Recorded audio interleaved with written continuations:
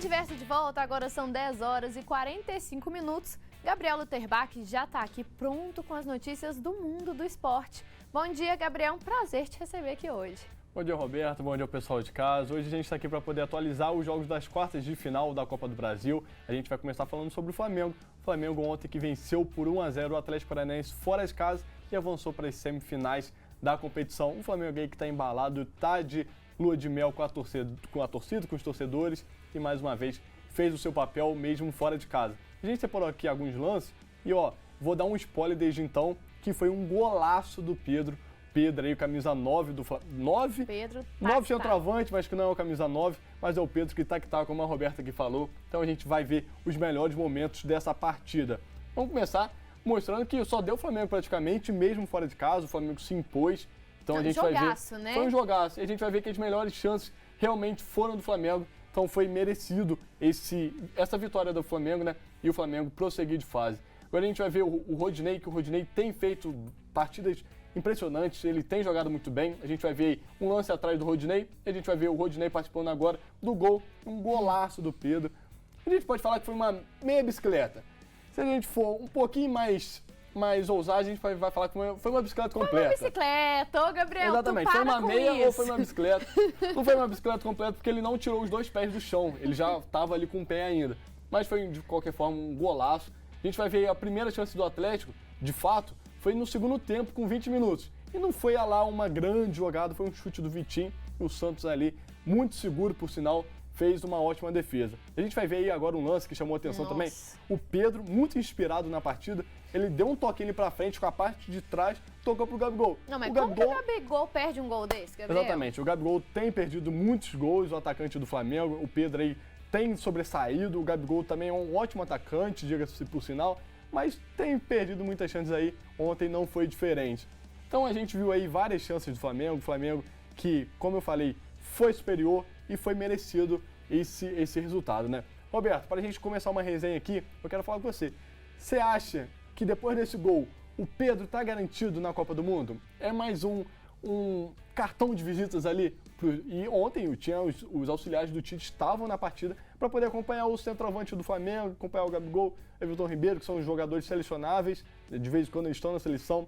Você acha que ontem esse gol aí chamou mais uma vez Tite? Eu sou o camisa 9 da seleção brasileira? Eu espero que sim, Gabriel. Na verdade, por mim, quase que o time inteiro do Flamengo vai para virar time da seleção, porque o time hoje do Flamengo é um time de seleção, não tem como, assim. São muitos dos destaques e o Pedro realmente joga muita bola, viu? Exatamente. O Kleber Xavier ontem estava, auxiliar do Tite, estava no jogo para poder acompanhar essa partida.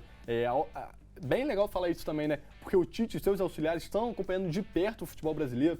O Tite ontem estava no Maracanã assistindo o jogo do Fluminense e Fortaleza. Os auxiliares estavam assistindo o jogo do Flamengo e do Atlético. Acredito que hoje também vão estar assistindo o jogo do São Paulo e América. Então, bem legal essa presença do técnico da seleção, né, e seus auxiliares acompanhando de perto o futebol brasileiro. Dá mais credibilidade, dá mais força sempre pro futebol. Então, acho bem legal essa questão.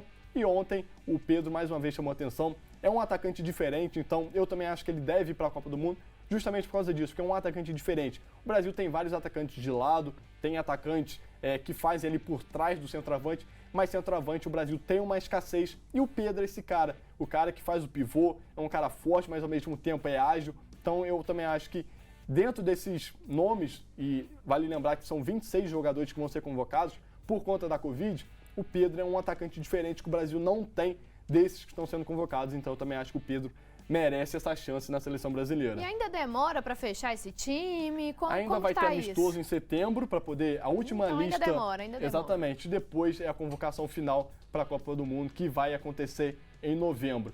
Vamos mudar de assunto agora, porque ontem também teve o outro classificado, foi o Fluminense, outro carioca. O Fluminense empatou com o Fortaleza por 2-2, depois de começar perdendo por 2-0 e avançou para a semifinal da competição. A gente também separou aqui os melhores momentos dessa partida e a gente vai ver aí que o Fortaleza começou com tudo. O Fluminense ganhou o jogo de ida por 1-0, então tinha uma vantagem, mas já logo perdeu essa vantagem aos 12 minutos, porque o Fortaleza já fez um gol aos 12 minutos e calou um pouco o Maracanã. O que eu não entendi muito bem foi que o Fluminense, mesmo perdendo de 1-0, estava indo para os pênaltis, mas o Fluminense desestabilizou, ficou um pouquinho nervoso, então o Fortaleza soube aproveitar e fez 2-0. No segundo tempo, o Fernando Diniz foi um pouco ousado, depois a gente vai falar sobre isso, tirou um zagueiro, colocou um volante, o Fluminense foi para cima. E quando foi para cima, conseguiu um pênalti aí, foi bastante polêmico, se não foi pênalti, se estava dentro da área, se não estava dentro da área, de fato foi falta, mas teve essa confusão aí, fez um gol. Incendiou o jogo, o Fluminense foi com tudo e achou mais uma vez o placar, fez mais um gol, deixou tudo igual e o Fluminense, então, por ter vencido o primeiro jogo por 1-0, no placar final ficou 3-2, então o Fluminense passou de fase. E a gente vai falar um pouquinho aqui que eu falei, o Fluminense começou perdendo, né, o primeiro tempo, saiu do primeiro tempo perdendo por 2-0. O Fernando Diniz olhou para o banco e falou assim, o que eu vou poder mexer? O que eu vou fazer com esse time? A única substituição possível, olhando para o banco de reserva do Fluminense, que não tem um elenco muito bom, foi tirar um zagueiro, que ele já tem feito com bastante tempo, tirar um zagueiro e colocar um volante. Colocou o Martinelli ali, colocou o Fluminense para cima. Então ficou um zagueiro, foi ousado, né? Ficar um zagueiro perdendo por 2-0, poderia a vaca ir para o brejo. O Fortaleza aumentar o placar e acabar com a chance do Fluminense. Ele tirou um zagueiro, botou um volante e a partir disso o Fluminense teve mais chances, começou a se impor mais, foi com o time para frente e o Fortaleza sentiu um pouco isso. Sentiu quando o Fluminense foi para frente. Fez o gol, aí a torcida incendiou, começou a cantar muito forte e a pressão foi muito forte. Então o Fluminense, eu acho que a torcida ontem foi fundamental. Teve gol do Cano então também? Teve gol do Cano. Mas eu queria confirmar até com a produção, Roberto, você pode falar aí comigo? O Cano ontem estava furado. A gente separou um clipe aqui para mostrar que antes do gol fazer o gol, o Cano estava furado. A gente tem o lance aí dos erros do Cano? A gente tem aí. Primeiro o Cano tentou. Pode soltar. O Cano tentou, furou o Cano. O Cano vai tentar de novo, furou o Cano de novo. Que isso, gente? O que tá acontecendo? Aí o que aconteceu? Chamaram o bombeiro hidráulico. Arrumaram o Cano, aí o Cano foi depois... o bombeiro hidráulico aí consertando o Cano. Aí depois o Cano, enfim, vai acertar ali. Depois dessa consertada aí não tem como, né? Exatamente. Aí o Cano acertou depois e fez um gol que deu a classificação pro Fluminense. Então, o Cano furado foi o destaque, arrumaram ali, aí sim ele voltou ao normal dele, né? O Cano que chegou a 31 gols, é o maior artilheiro da temporada no mundo, temporada no Brasil, artilheiro da Copa do Brasil, artilheiro do Campeonato Brasileiro, artilheiro de tudo. Então, não era um dia normal para ele, depois deu uma, deu duas, deu 3 oportunidades para ele, na terceira ele não ia perdoar, né? Então o Cano aí fez o gol do Fluminense, o Fluminense avançou para a próxima fase, depois desse estresse aí, desse nervosismo todo. Outro time também que avançou, que vai enfrentar o Fluminense na semifinal, é o Corinthians que venceu por 4-1 com 3 gols do Yuri Alberto, outro centroavante que estava bastante inspirado ontem na partida, e o Corinthians então vai enfrentar o Fluminense aí, a gente vai separar... Tava precisando dessa vitória, Tava precisando ainda mais depois da eliminação do Flamengo, né? Eliminação traumática. O Corinthians então ontem deu a resposta, precisava, como você falou, o primeiro gol aí foi do Gil, o primeiro jogo, só para lembrar, foi 2-0 Atlético Goianiense na casa do Atlético. Então o Corinthians precisava fazer 2 ou mais, fez 4 para não ter dúvidas. Então aí depois a gente vai ver o gol do Yuri Alberto, o primeiro dos gols dele. Não, mas aqui a defesa falhou também, hein? Deixou a defesa do Atlético Goianiense, desfilar. Exatamente, que é muito conhecida por essa força defensiva, ontem não estava muito bem. A gente vai ver aí mais o gol do Yuri Alberto. Na sequência a gente vai ver o terceiro dele, que fechou o placar aí para o Corinthians, mas o Atlético Goianiense vai descontar ainda com o Wellington Rato. Um gol bonito também, Roberto. Olha aí que gol bonito do Wellington Rato. Colocou lá na onde que a coruja dorme. A gente não tem um gol aí. Colocou lá na onde que a coruja dorme, lá no ângulo do Cássio. No Cássio não tinha como segurar. Então, Corinthians que avançou de fase. Você acredita em superstição? Não acredito. Você acredita? Você acredita? Eu vou te falar que eu acredito também. Mas ontem foi uma coisa curiosa. O Yuri Alberto, ele era o camisa 7 do Corinthians. Ele mudou pro 9.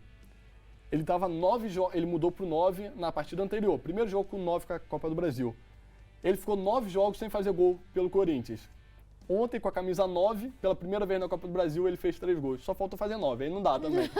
Mas essa coincidência aí do futebol, o Yuri Alberto, que mudou de camisa e se encontrou aí com as redes no Corinthians. Até então ele não tinha feito gol. Então, agora, quem sabe, né? Ele vai fazer gol aí nas próximas... Agora 9 8 partidas. Exatamente. Ou 8 partidas, né? Exatamente. E o Renato Augusto decisivo também chamou atenção, né? Porque a gente viu aí 3 assistências do Renato Augusto. Quando ele tá jogando, ele é diferente, né? Ele é inspirado. E como você falou aí também, amenizou, né, um pouquinho essa eliminação traumática do Corinthians na Copa Libertadores. O Corinthians precisava dar resposta ao torcedor e ontem deu essa resposta. O Corinthians na semifinal para enfrentar o Fluminense. A outra semifinal ainda não foi garantida, porque a gente tem a arte aqui, porque hoje tem o jogo da América Mineiro contra o São Paulo às 9 horas da noite. Vai sair o outro confronto da semifinal. O primeiro jogo foi 1-0, São Paulo, como a gente está vendo aí no placar. O São Paulo, então, tem a vantagem de um gol. Então a gente pode falar que ainda está aberto, né? Exatamente, a gente pode falar que está aberto. O São Paulo tem a vantagem do empate aí, 1-0 vai para os pênaltis, mais de 2 gols o América Mineiro passa. Roberto, eu queria mostrar para vocês também que ontem eu gravei um vídeo para as redes sociais e eu dei meus palpites. Vamos ver se eu acertei ou não? Eu falei que o Fluminense... Vou colocar aqui. Coloca aí, vamos ver. Vamos ver se eu acertei. E aí, você tem palpite para quem vai fazer as semifinais da Copa do Brasil? Deixa aqui. Eu vou fazer os meus. Fluminense contra Corinthians e São Paulo contra Flamengo. Vamos ver se vai dar certo? Eu vou falar que eu acertei 3 já. Fluminense contra o Corinthians está garantido, Flamengo também está garantido. Vamos ver se vai ser o São Paulo ou o América Mineiro. Eu já discordo de você, eu tô torcendo pro América, hein? O América aqui da nossa região, do nosso estado. É difícil, mas eu já acertei 3, estou com o pé quente, vamos ver se eu vou acertar todo mundo. Se eu acertar todo mundo, você vai me dar um beijo na manhã, né? Tá bom. Vamos ver se cola, né? Vamos continuar aqui agora falando também sobre, porque hoje tem a Série B, a gente falou da Copa do Brasil, mas hoje tem Série B do Campeonato Brasileiro. O Vasco vai jogar e também o Tombense da nossa região aqui também vai jogar. Então a gente tem os prováveis escalações, a gente vai começar com o Vasco está garantido mais ou menos, é o time que tem jogado com uma sequência boa. Então, Tombense contra o Sport, primeiro às 9h30 em Muriaé, e também o jogo do Vasco. O Vasco vai enfrentar o CSA fora de casa pela 25ª rodada da Série B. A gente também tem aí a provável escalação do Vasco, a gente tem aí. Não sei, e aí, produção, temos ou não temos? Temos a provável escalação do Vasco, Thiago Rodrigues, Matheus Ribeiro, Danilo Boza, Anderson Conceição e Edmar, Yuri, Andrei Santos e Nenê, Alex Teixeira, Figueiredo, Gabriel Peck e Raniel. Esses são os prováveis jogadores do Vasco que vão enfrentar o CSA fora de casa, e o Vasco ali em 4º lugar, precisando de uma vitória para poder voltar para a vice-liderança, onde já estava há muito tempo. Então o Vasco aí vai com força máxima, a gente pode dizer assim, para enfrentar o CSA fora de casa. E o Tombense também, que caiu um pouquinho, estava ali em 6º colocado, com as derrotas para o Cruzeiro nas últimas rodadas, caiu para 9º lugar, e agora vai enfrentar o Sport, que é o 6º colocado dentro de casa, para poder ir nessa briga direta, voltar para onde estava, né? E a gente fica torcendo aqui, como você falou, a gente torce para o Tombense, porque é da nossa região, assim como a gente torce também para o América Mineiro, prosseguir, né? Os times mineiros, para fazer bonito, né? Mostrar a força de Minas. Os times mineiros estão em baixa, então meio embaixo. Exatamente. A gente está precisando mostrar o poder aí dos times de Minas Gerais, né? Pra mostrar a força do nosso estado, né? Na Copa do Brasil e também na Série B. Imagina, ano que vem a gente tem o Cruzeiro, Atlético Mineiro, Tombense aí na Série A e o América Mineiro, né? 4 times, porque a gente nunca teve 4 times do estado de Minas Gerais na Série A. Então seria uma coisa diferente, né? A gente torce por isso, apesar de estar muito difícil, já que o Cruzeiro, Bahia, Grêmio e o Vasco estão ali já figurando entre os 4 primeiros desde o início da competição. Com certeza, mas eu acho que no futuro também se consegue sim, tá crescendo muito no campeonato. Infelizmente, esse ano o campeonato da Série B tá repleto de times da Série A, então assim, fica muito um pouco forte, mais né? difícil ficar entre os 4, mas quem sabe nos próximos anos, não é isso mesmo? Exatamente, esses são os destaques aí do nosso Resenha Esportiva. Na segunda-feira a gente volta para poder falar do Campeonato Brasileiro, da Série A, porque tem Palmeiras e Flamengo, um jogão aí. Poderia ser final de Libertadores, poderia ser final de Copa do Brasil, mas é Campeonato Brasileiro também, cada jogo é muito importante, vale 3 pontos. Então, Palmeiras contra Flamengo, também tem Fluminense contra Curitiba, Fluminense aí querendo colar. Tem o Corinthians também, que a gente viu aí que já deu a resposta. Então, segunda-feira a gente tem muitos destaques aí para poder falar com o pessoal de casa. Muito obrigada, Gabriel. Então, segunda-feira você retorna aqui para o Manhã Diversa para mostrar para a gente o que aconteceu no final de semana. Agora, então, a gente vai para um rápido intervalo e na volta nós vamos conversar com uma psicóloga ao vivo aqui no estúdio sobre teleofobia. Tá curioso para saber um pouco mais sobre esse assunto? Então não saia daí que a gente já volta.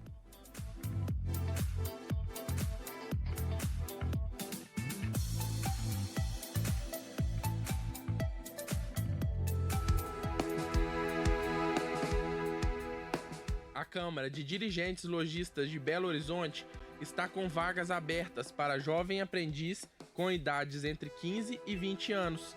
São oportunidades para auxiliar administrativo, logística e comércio. Os salários dependem da carga horária, mas variam entre R$ 569,00 e R$ 854,00. Para mais informações, é só acessar o site fundaçãocdlbh.org.br.